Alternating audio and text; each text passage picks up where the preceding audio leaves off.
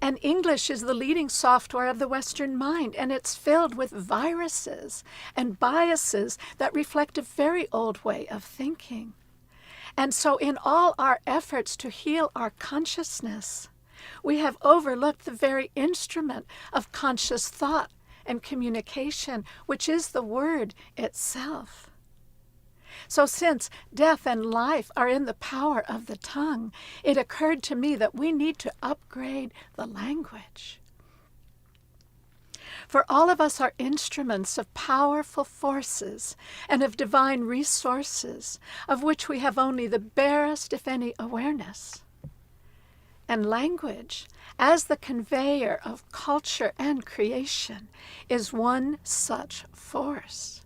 Yet its course responds to our own dictation, and many lives have been transformed through optimistic affirmations. So though the mystery of the word is beyond our ken, its power rests upon the tongue of nearly every human citizen of planet Earth. This means that we, collectively, could give the English language new life through rebirth. With high intention and heightened sensitivity to the electrifying activity of creative intelligence, we can amplify our receptivity to the eloquence of an airborne language of elevating words and emancipating metaphor never as yet heard before, that can enable us to write anew our Genesis. As these uplifting words and metaphors emerge, each succulent syllable may well coalesce to express new combinations of sounds and scents that urge an end to dissension and turn a life once rife with strife into the fulfillment of God's highest intention. For as we flow this sanguine language into this dimension, our every word and phrase will begin to take flesh and to manifest into a grand new world of our own awakened heart's sublime invention.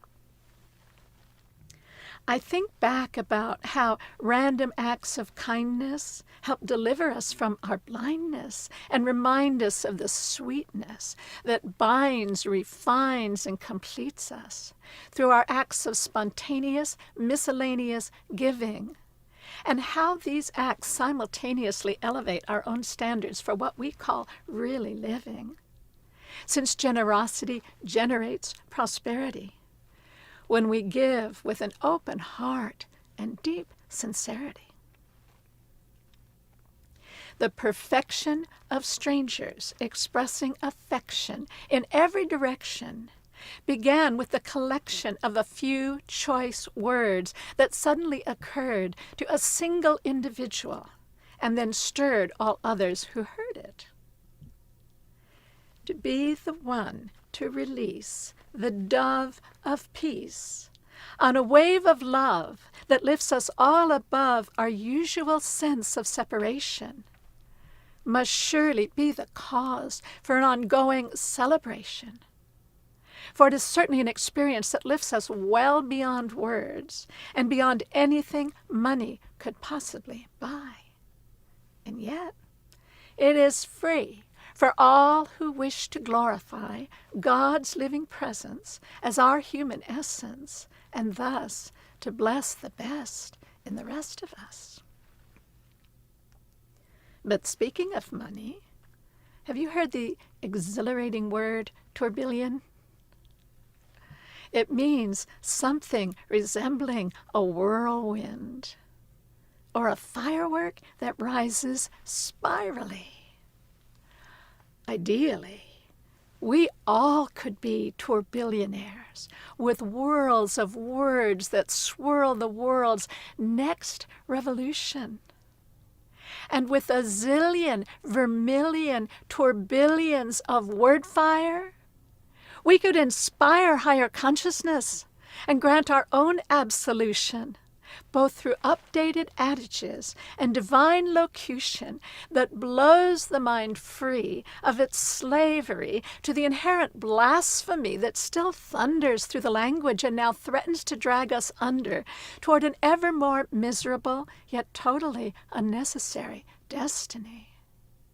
For though so few of us will ever win the lottery, every one of us could be the conduit for a lot of exotic vocabulary and for catalytic mottos that turn on the world. Can you even begin to imagine the cosmic voltage that will be released by our collective pyrotechnic linguistic revoltage? We could just about instantly blow out the circuitry on lies and hypocrisy. So, we might not yet need to hold the keys to the halls of power, because the word, it is described in many cultures, sparked the Big Bang. And since English is the language that's rebuilding Babel's tower at this 11:30 hour, we can begin to write life sentences that will not boomerang, but will parole our souls from serving terms that sentence us to limitation, and that cause us to forget we've got the power of all creation in the consciousness we hold and on the tip of every tongue.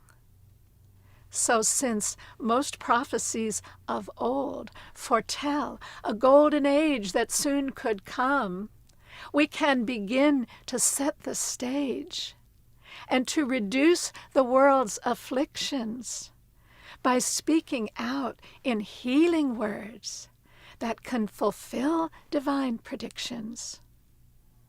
For since the word is known to have more lasting impact than the sword, and we're created in the image and the likeness of the Lord, it must be our divine assignment to help promote world realignment through a retuning of our language that brings hearts into accord. Thank you.